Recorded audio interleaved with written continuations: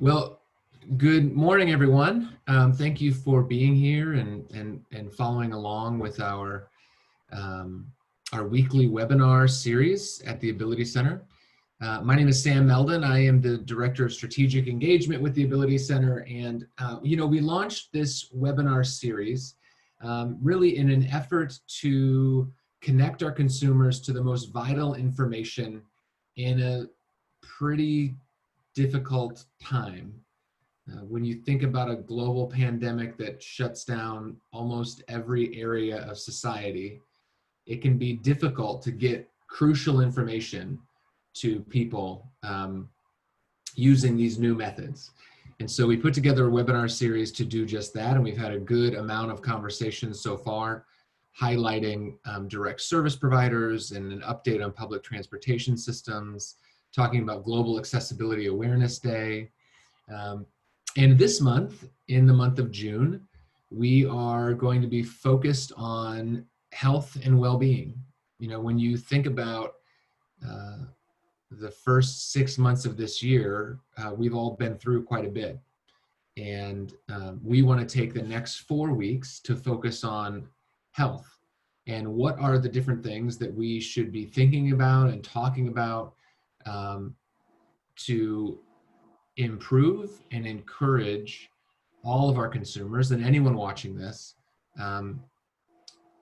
to live the healthiest lives possible. So in the next few weeks, we're going to talk about telehealth access. We're going to have a panel talking about self-care. What are the various things that we can do to take care of ourselves? And then we have a really, really exciting guest at the end of the month talking about loneliness and isolation and a number of other things. But today, when you think about the Ability Center talking about health and well-being, for us, there was no other place to start than with one of our longtime partners, and that is the Metroparks. So today, I'm really excited because we have with us the Outdoor Skills Manager with Metroparks Toledo, Ashley Smith. Hi, everybody. Thanks for being here, Ashley. Before we jump in, I want to cover just a few quick notes about the way that we're doing this virtual way of meeting here. There is a closed captioning option. If you're on the Zoom call, you will see that at the bottom bar of the screen. And obviously, hopefully you see our wonderful interpreter on the screen as well. And also I want to make sure that you know that this is streaming on Facebook, and so we're going to be monitoring that. If anyone on Facebook has any questions toward the end, we're going to do a Q&A session. So if you want to leave a question there, you can. Also, you can leave a question in the chat here on the Zoom call as well. So with that in mind, that's kind of the business side of things here. Let's get into it. Ashley, would you mind just introducing yourself and telling us about your role with Metroparks? Sure. Again, my name's Ashley Smith. I'm the manager of outdoor skills for Metroparks Toledo, and I have been so fortunate to be able to work with Metroparks. It is literally the coolest job. I tell my staff all the time that we are professionals at playing outside, which is really cool. So my goal, and I started this program really only 4 or 5 years ago, and it's just exploded. Toledo has, I'm sure you know, historically been a place that people just want to leave, period. Also just want to leave to go on vacation as well. And now we're in a different time, and I think that there's going to be a lot of people doing vacation close to home. So Metroparks is a perfect place to do that, and we're here to help you facilitate that. So we're really changing the regional identity of Toledo, and I'm super proud of that. Yeah, I agree. You are in a pretty cool organization. Like I said earlier, the Ability Center has a long history. I mean, 30 years plus. Yeah. Even around that time, making some national news on a Trail Partners program in National Parks and Rec spaces. There's a lot of incredible history there, and we have found your organization to continue to only be about excellence in everything that you do. And so we're excited to hear more about what you're up to. And I know you have a presentation, so I want you to get to that. But quickly, I'd like for you to, when you think about the Ability Center's vision, this call that we've put out to the community, and we've oriented all of our organization around this idea that we believe we can work together with partners to make Toledo the most disability-friendly community in the country. You at the Metroparks have similar bold vision, and I always appreciate that about you. Could you just maybe reflect in some way on how the Metroparks vision and mission aligns with that picture of the most disability-friendly community in the country? Yeah, and I am so excited about that goal. It aligns perfectly with our goal of changing the regional identity of Toledo to be a more exciting place to live and play. And I think it just plays right into each other.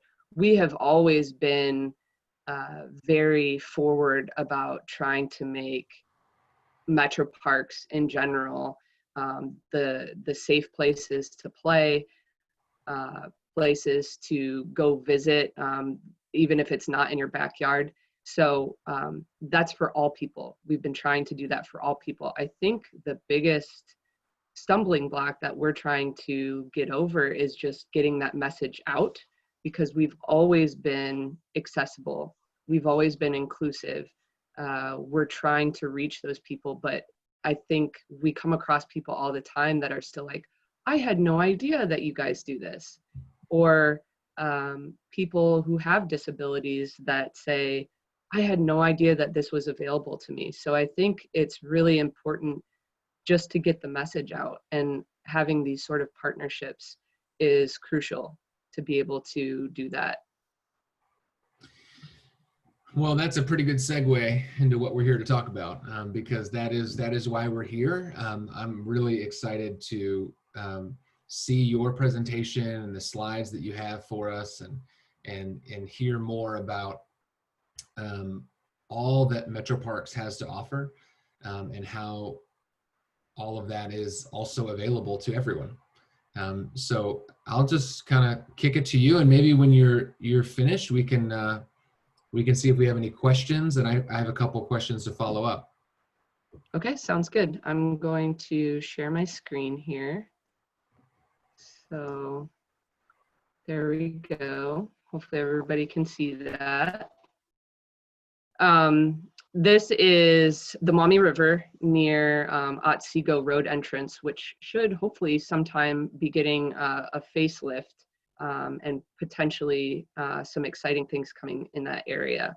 So I titled this Metroparks Toledo Inclusive Programs, and I put inclusive in parentheses because it's just Metroparks Toledo programs, and that's the ultimate part of being inclusive. Is we don't have to spell it out that they're inclusive. We're just automatically ready to accept people. So I want people to understand that any program or similar offering can be available to anyone that would like to participate. You just have to ask. We don't really put out any special inclusive programs. I'm using air quotes here, inclusive programs, because everything is inclusive, and that's the whole point of being inclusive. So with that, this is one of my favorite photos. There are two people in this photo with these, and I'm going to send out a hypothetical question. Try to figure out who they are, and you really can't. And I think that's what's so cool about it, especially being on the water. For someone perhaps in a wheelchair, it puts everyone on a level playing field. They are able to move freely throughout the water just like everyone else. So you can't tell in this photo who has disabilities and who doesn't. And I think that's our entire goal. We try to make our process inclusive enough so that the people that do have disabilities can seamlessly integrate with anybody else that is ready to participate in the program. This was from an event that we had last year that was specifically an inclusive expo, and we wanted to market it that way to, again, try to get the word out. So it was specifically marketed as an inclusive expo, and we did get quite a few people to participate, both with and these. This year, actually, this past weekend on Saturday, May 30th, we have our Outdoor Adventure Expo at Sidecut, and obviously due to COVID, we canceled it. This was supposed to be the first year that we were marketing it specifically towards everyone and trying to share that it was going to be this year's version of the Inclusive Expo. So unfortunately, obviously, that didn't get to happen, but I love this photo because it shows 3 empty wheelchairs, which means they're out on the water, which means they don't need their wheelchairs. And I understand that wheelchairs are a very personal item, and the fact that they're trusting us to kind of watch over their wheelchairs is a really big deal to us. So we understood that to be a large responsibility, but it also means that there are people out there on the water that look just like everybody else. And I think that is so cool that they are out enjoying and being human, and nobody else knows any difference about them. So I thought that was really neat.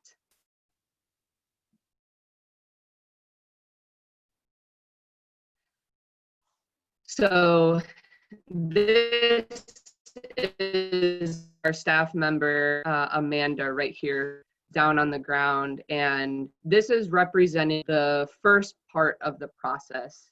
If you have any special needs and you are interested in coming to any of our programs, we are able to cater to you specifically. And the first part is obviously just telling us that, hey, I need this if I'm going to come and do the program. And what we'll basically do is call you and make sure that we have everything that we need. If for some reason we think that we need to meet with you before the program, we can do that.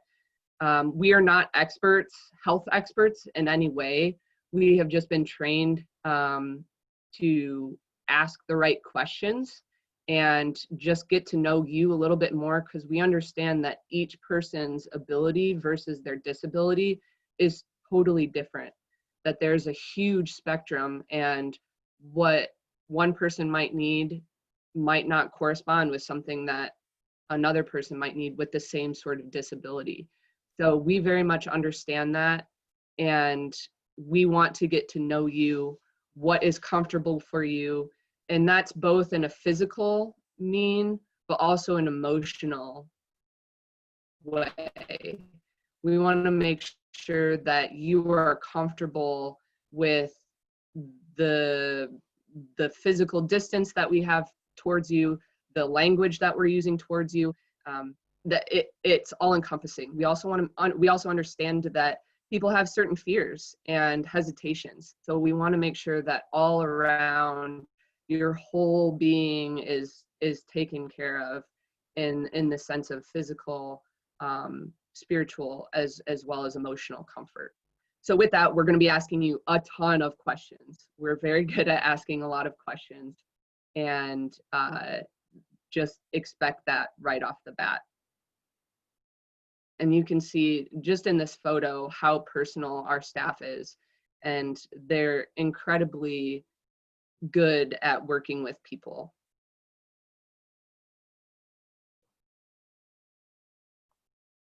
Here's another fun photo for you. Wheelchair in the background, but you don't necessarily know who that wheelchair belongs to.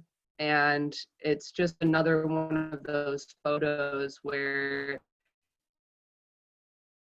it's on the same playing field.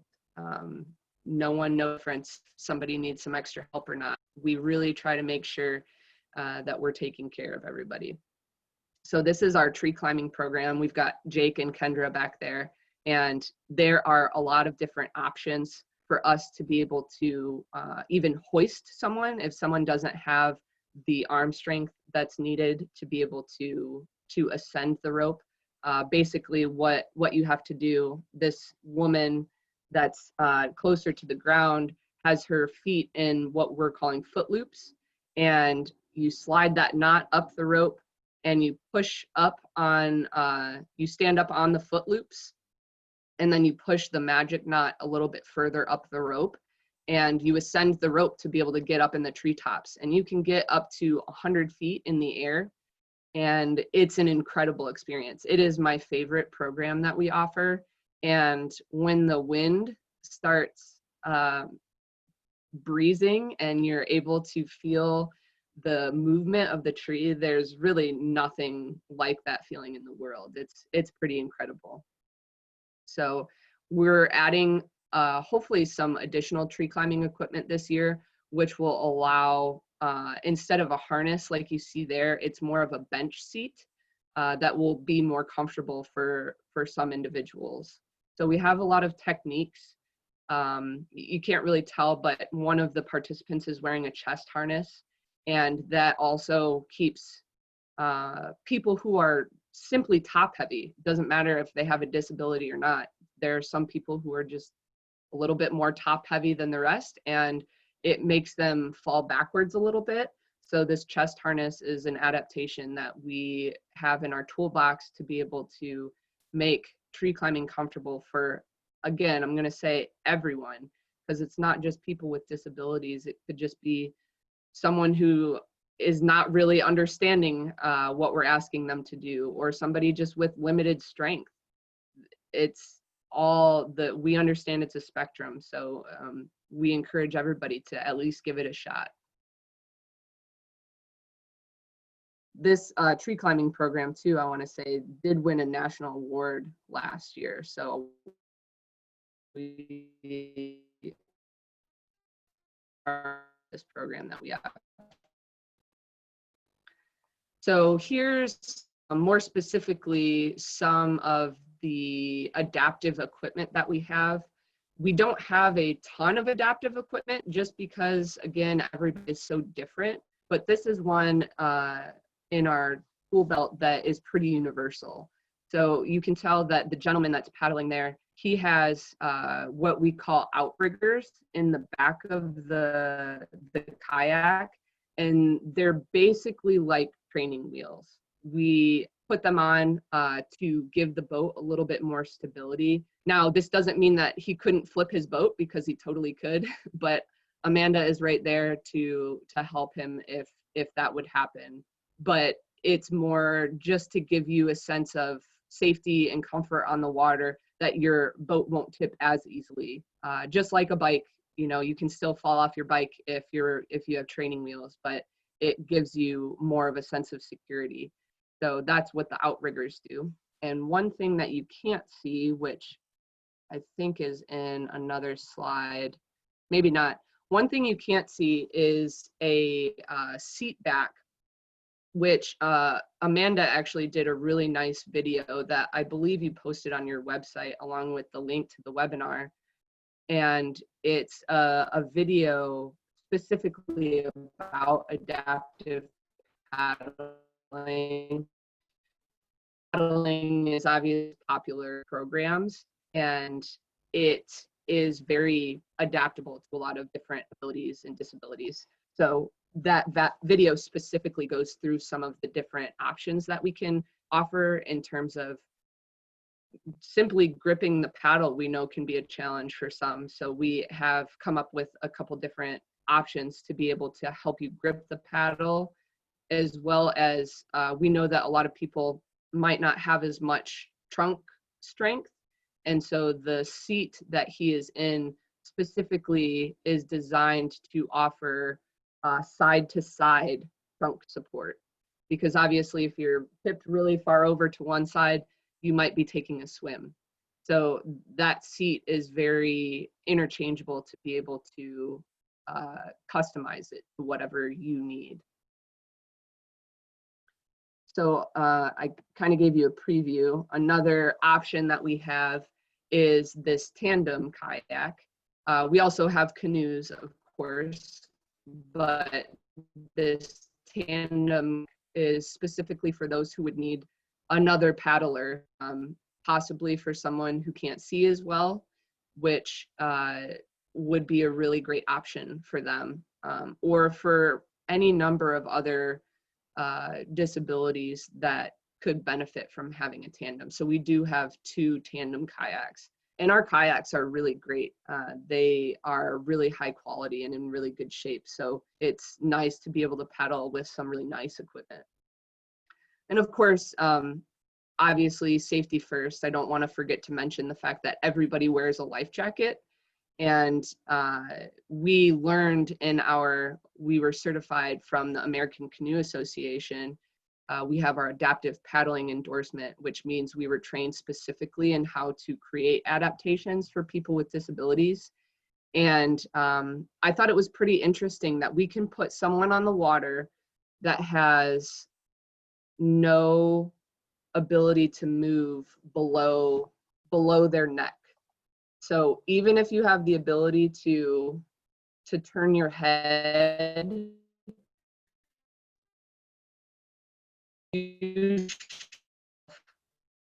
face down in the water position, just by turning your head will allow the rest of your body to float upwards so that you can, and one of techniques that we would need to use if there was somebody that had that severe of disabilities that they could not have the use of their arms or legs. But we can still get you out on the water. We just have to do a separate pool session. Now, not everybody would need to do a pool session to be able to test that, but for those who are interested in getting out on the water but have some more severe needs or more high needs, that's one way that we would have to meet with you beforehand to be able to get you out on the water safely and allow us to feel comfortable with knowing what you can and cannot do. And please, if anybody has any questions, I'm gonna give my contact information. So if anybody has any questions on whether or not they would be able to paddle, I would love for someone to contact me. And I really think that that's the best way. I can provide my email or my phone number. I can receive texts, phone calls, emails, anything that makes it easy for you to contact me. And a personal conversation is really the best way to find out more about what you can and cannot do, because it depends on what you're interested in too. I want to make sure we're good on time. So, okay. This young guy, it was a super fun camp last year, and he was able to participate in literally everything that we did. And he was such a joy to have, because a lot of the he was experiencing was his first time. So fishing, shooting a bow, he did tree climbing, he ran the gamut, and he had so much fun, and his smile was totally contagious. So he's fishing right there, and he was able to hold the pole himself. So we really didn't have to adapt that much for him. But we can, one of our techniques is rubber bike tubes and duct tape. We love, and so if somebody has with a grip of a paddle or the grip of the fishing pole, that's one way that we can adapt. We're also going to be building some stands to be able to put the fishing pole in a stand that can be universal for anybody that would like to use something like that. So here, I'm going to try to zoom in on the bow that he's using here. Oops. Of course. So let me see if I can zoom in. There we go. So the bow he is using is a really neat tool that we have. It has a stand, but that bow can also be taken out of the stand. So if somebody doesn't use a wheelchair, they probably really need to use that stand because they are, it's in a seated position. We don't really have one that could be used in a standing position, but you can, the trigger that he's using, to back up a little bit, the trigger that he's using, you would pull that string back and it would lock onto the trigger and turn it into a sort of crossbow. So if he would have, or if anyone would have a hard time pulling that string back, which is sometimes really hard to do, especially with a higher powered bow. This bow is only at 20 pounds for anybody who understands what that means archery wise. So it takes 20 pounds of pressure to pull back on that string to be able to lock it in. So if anybody has trouble doing that, that's something that a staff member can do. And then you can hold on to the bow and use, there's a trigger right there, use that trigger to aim and then eventually release the bowstring, which would fire the arrow towards the target. So it's a really, really unique tool and really easy to use. And the best part about it is we can put in all of the bows that we use are Genesis bows, which are specific to the National Archery in the Schools program, or also known as NASP, and they are universal. So they are using the exact same bow that the rest of the kids or adults are using. It just has this extra piece of tool, extra piece of equipment on it, and they can use it. He really took his time on this shot. Normally the kids would be shooting all at the same time, but he really wanted to aim this one well, so he took his time and they all stood back and clapped for him. It was a pretty cool moment. This one he actually got the bullseye on. So I want to make sure that you understand that we're not just singling him out at this point because he's using the bow. It was just because he took his sweet old time.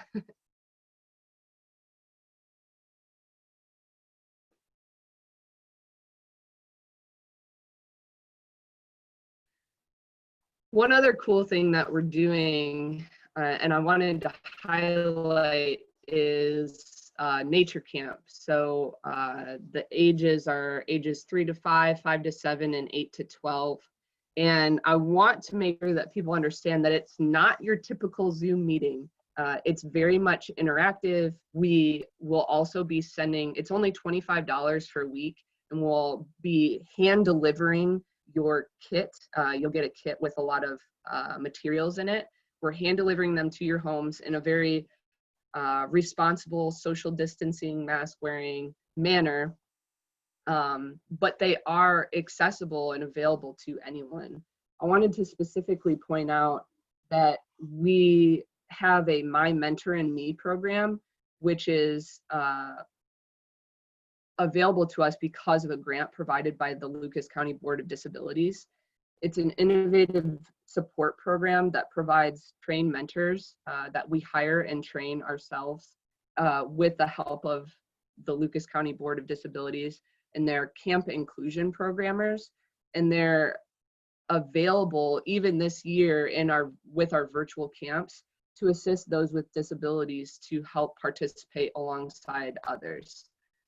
So that is available if there is anybody that would like to participate and they have special needs, or if mom and dad are working at home and they don't have time to help their child participate in this. We have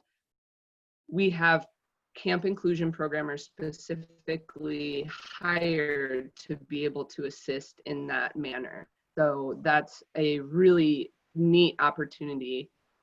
We still have spots available, so check out the registration. I can probably provide you with a link, Sam, to be able to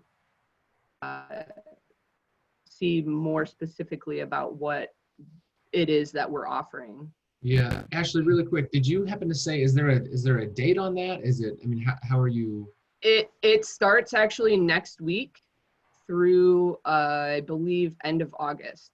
So there are different weeks that feature different ages.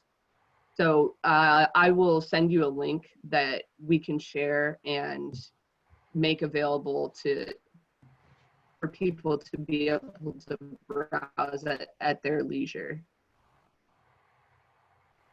Here are some upcoming just public programs. We have honed in our processes and procedures to be able to sanitize equipment and safely be able to facilitate paddling programs, forest therapy programs, and archery programs.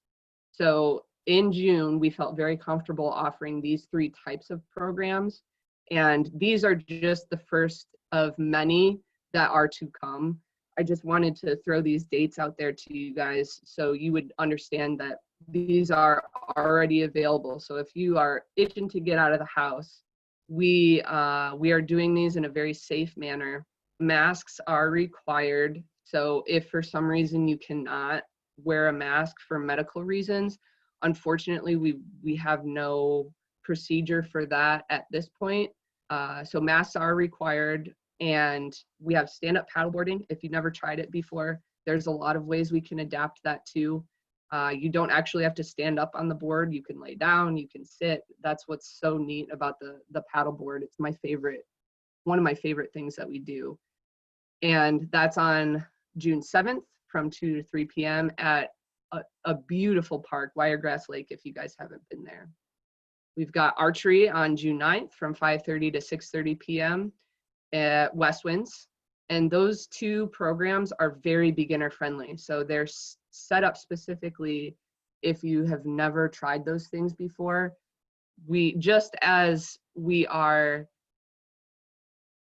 great at communicating with those with special needs, we are really good at helping people who are unsure or beginners. We want to make sure that people don't feel silly for not knowing how to put on a life jacket, for example, or how to put on a bike helmet. We understand that this might be your first time trying it. And so we are an extremely beginner friendly way to start out in these hobbies. Forest therapy, we have a certified forest therapist on our staff. Her name is Kim Hai, and she's our master interpreter. And this for anybody, especially that's feeling really stressed, there's been scientific evidence that the woods can help you, that nature can help you. And so that is a really cool opportunity and at Wildwood to try out forest therapy. It's really neat, and to be able to connect in that way with your environment is incredible. And then not only are we beginner friendly, but we also are able to dive in a little deeper and be able to give people some more information. So if kayaking is something that you've tried before and you love it and you want to do it more, we have a kayaking 201 class that will give you the ability to learn some more advanced strokes and also do some rescues. So if you do accidentally take a swim, we will teach you how to get back in your boat safely. So that's on June 14th from 10 a.m. to 1 p.m. It's a little bit longer class because we're going into more depth. And it's at Blue Creek, North France Quarry, which again is another amazing site. So check out those programs. And I ask you a quick question. Yeah. So I noticed that those dates, and you kind of hinted at the fact that you felt comfortable offering these in June. And I also noticed that these dates are all really in the next 10 days. Yep. Do you have a sense of how your programming schedule might evolve over the next several months, or are you just kind of taking it in these 7 to 14 day chunks? How are you working through that? Good question. We have all of June scheduled. I wanted to give people an idea that these things are happening right now. And we also still have spots available for some of these programs, but they are already filling up. We wanted to take it slow to get an idea for how people are feeling about them. We already did some test run programs with our new procedures in place. with our volunteers, and they gave us some really good feedback, and there was really no changing after that. They said, hey, everything seemed to go really well. They couldn't really tell a difference, but they were farther apart is mostly what it came down to. So the logistics of that have all been worked out on our end. We're still working through logistics for tree climbing that we're hoping to offer in July. We're working on getting the July schedule up, but it's going to be a lot more programs than this in July. And we're hoping to just slowly kind of ramp up. We're still doing a lot of virtual programs as well. So as well as working on obviously the virtual camps. One thing that is still up in the air is in-person camps. That's something that is yet to be determined. We are all full for the most part. I think we have a few spots left for our paddling camp in July. But for the rest of the camps, they are all full, capped at nine participants. And we're hoping to run them, but we have not decided on that yet. Just because it's kids involved. When we're doing these public programs, it's a mixture of kids and adults. We feel safe to be able to offer that, but the camp's up in the air. Does that answer your question, Sam? Yeah, it's helpful. Thank you. Yeah. One thing I did want to end on is our tag yourself. And I love that because it's yourself and what you think is getting outside of your comfort zone. That could just mean going to the park and taking a walk. Maybe you've never gone to the park outside of a field trip in school. So whatever that means for you, whether or not you have disabilities, get outside yourself and check out Metroparks and see where you can take yourself in 2020. I think it's really powerful. It's a really powerful message that when you unpack it, there's a lot to it. Take yourself outside of your comfort zone and get plugged in.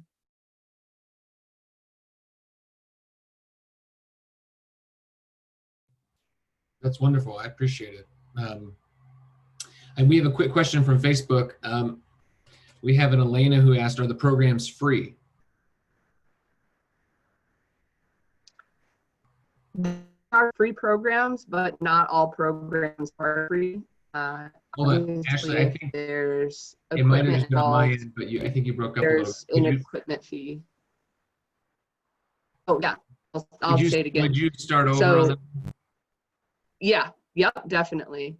There are some free programs that we offer, but not all programs are free. Some involve like equipment, so you could consider it an equipment rental. So you'll just have to check out the website, or a lot of times we post a lot of our programs on Facebook too. They do require registration. Most of them require registration. So if you see our programs in the paper, for example, in the Toledo Blade, sometimes they don't specifically say that registration is required, but you will have to get online, or you can call to be able to register for those programs. Okay. We got a question in the Zoom chat here. Any idea when playgrounds and tree houses at Oak openings will open back up? Tree houses are in the works. I believe there is a post going out about that today, so stay tuned on social media to check that out.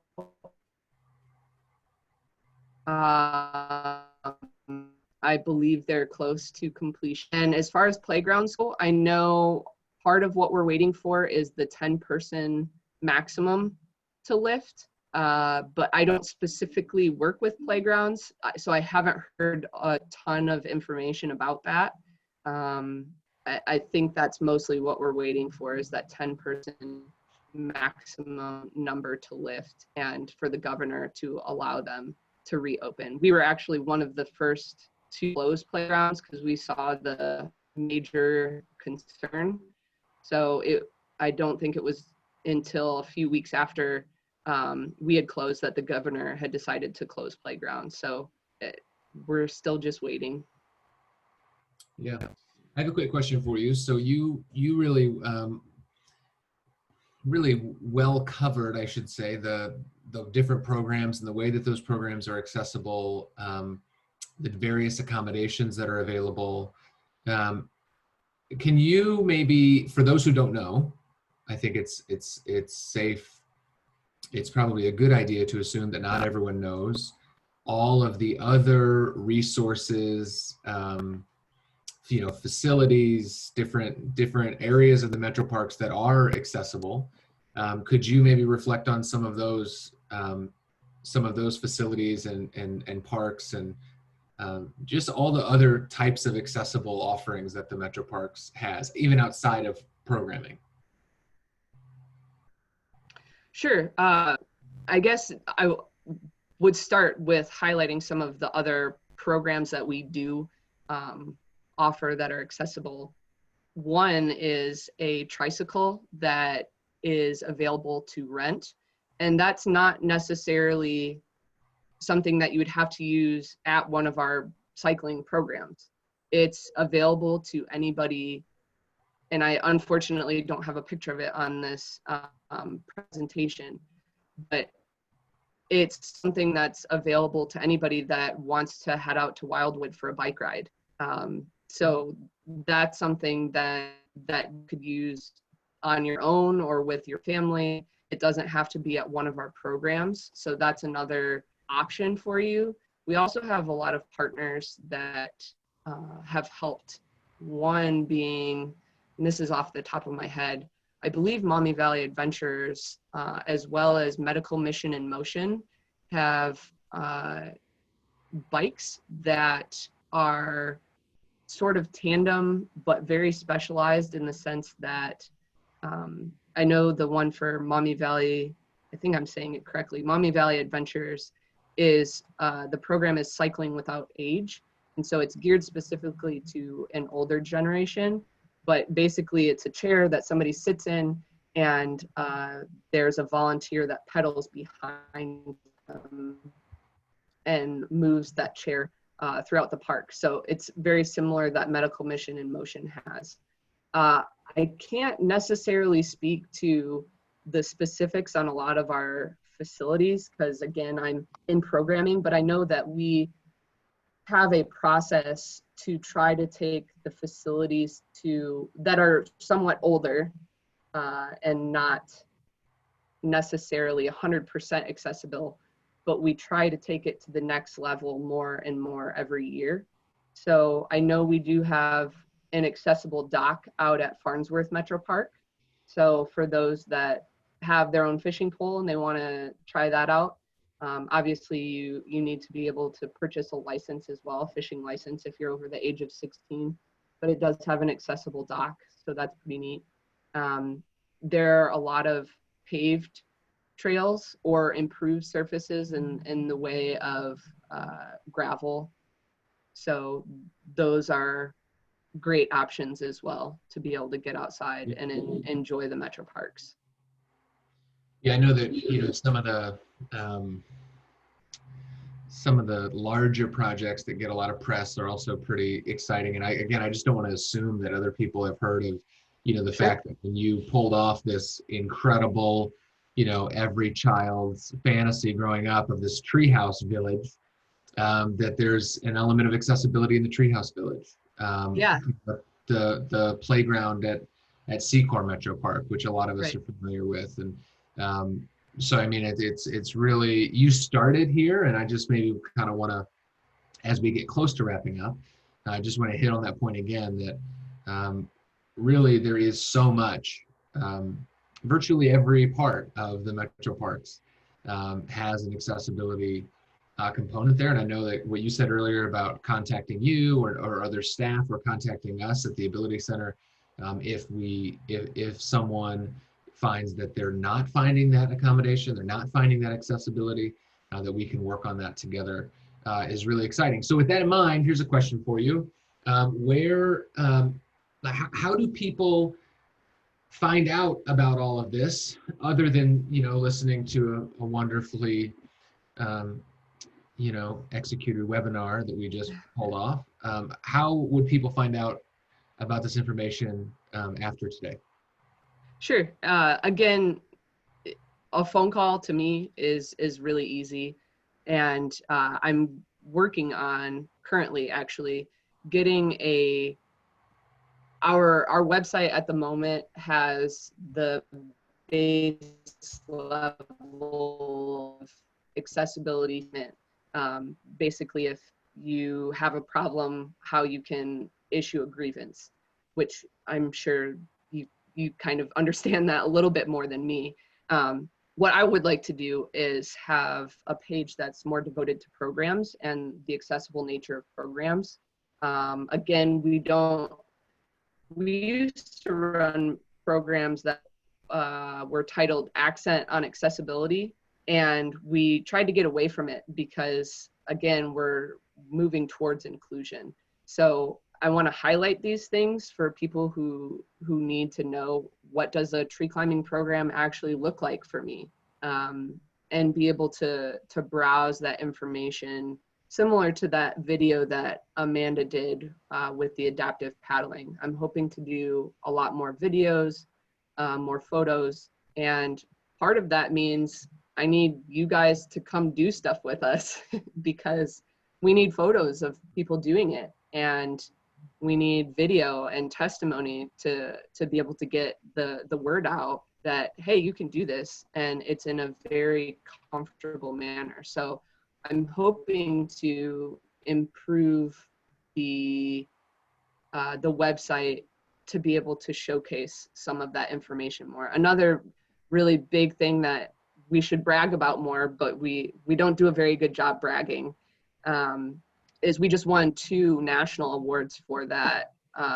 inclusive expo that we did last year, and I think it shows how much how much progress we're making in this area, not only for Toledo, Ohio, but for the nation. It's we need to toot our own horn in a sense a little bit more, and that's one way we can do it. So I'm hoping to get a page up, but for now, just understand that all of our programs are accessible one way or another.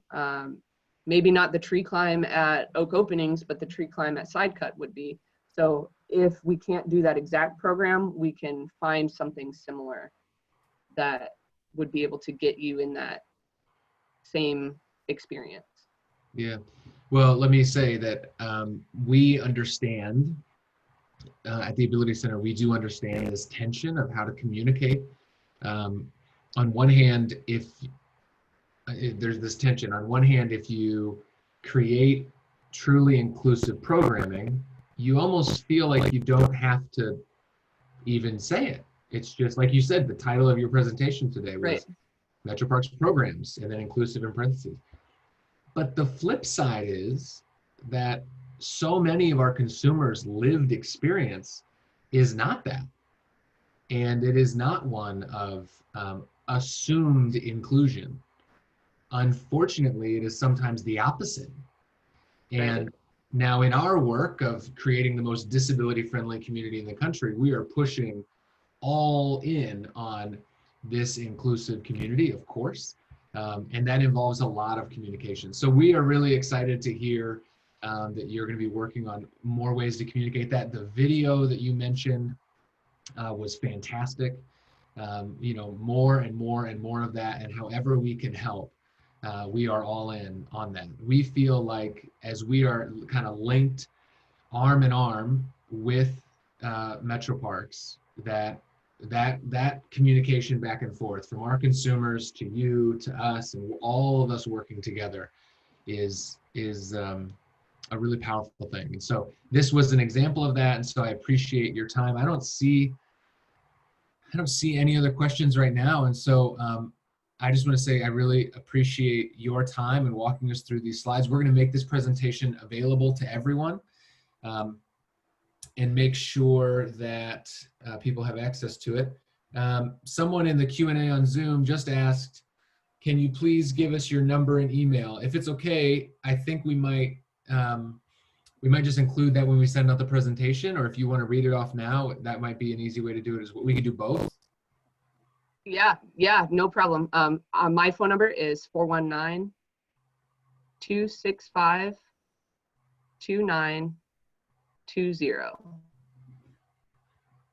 And my email is ashley.smith@parkstoledo.com. So I would be happy to send that out in the follow-up email. That would be great. That's awesome. Okay, well, that was a pretty productive 52 minutes, if I do say so myself. So thank you so much for being here. And, this is probably an introduction to some people to you, but hopefully certainly not the last time that we are in contact. And I look forward to more and more and more opportunities for partnership. So thank you so much for being with us today. Yeah, great. Thanks, Sam. I appreciate it. Thanks, everyone. Tune in next week. Really, Thursday at 10, we'll be back here again. You can register at our website at abilitycenter.org. Thanks, everyone.